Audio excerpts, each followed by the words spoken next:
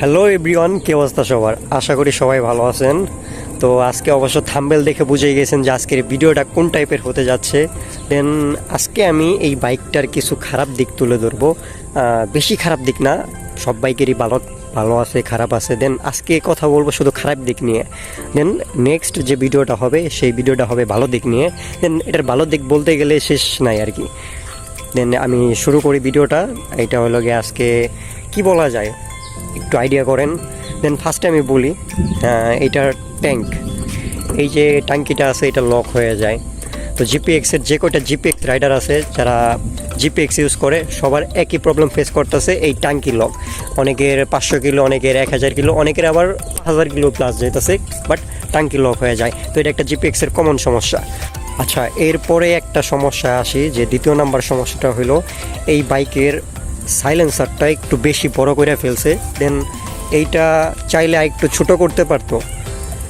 যখন জ্যাম বা অটো রিক্সাগুলো যে থাকে, ওই চিপা চাপা মারতে গেলে একটু কষ্ট হয়ে যায় এই বাইকটা নিয়ে।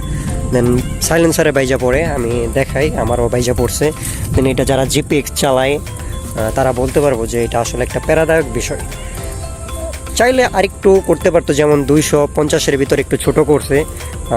আপডেট যে বাইকগুলো আছে দা কর্সার 2, এরপরে তো হয়তো বা দা কর্সার 3ও বের করতে পারে। দেন আমি মনে করি যে এটা একটু ছোট করা ভালো। এটা একটা সমস্যা বলে মনে করি। আবার অনেকে মনে করে যে না, এই বাইক অনুযায়ী এই সাইলেন্সারটা ঠিক আছে। এরপরে আসি যে এই বাইকটাতে যে ফুয়েল পাম্প আছে, ট্যাঙ্কি, তো এটা মাঝে মাঝে সেন্সরে কাজ করে না। এটা সবার একটা সমস্যা, আমি এর জন্য প্যারা খাইছি। দেন ফুয়েল পাম্প ইস্যু আছে এই বাইকটাতে।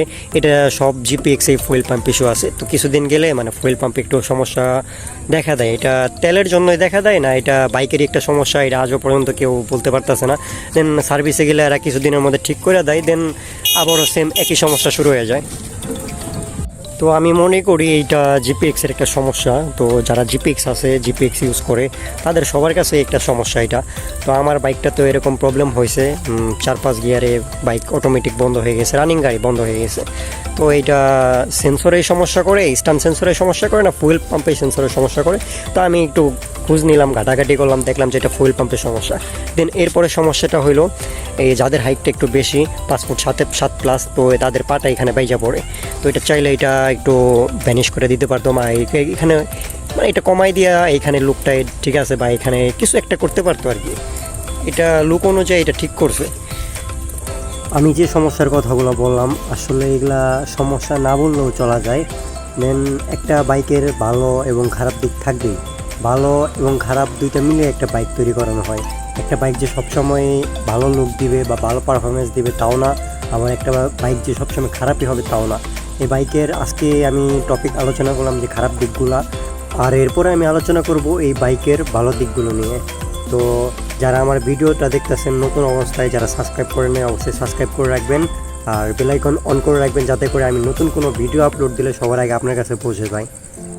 সবাই ভালো থাকবেন, সুস্থ থাকবেন, আল্লাহ হাফেজ।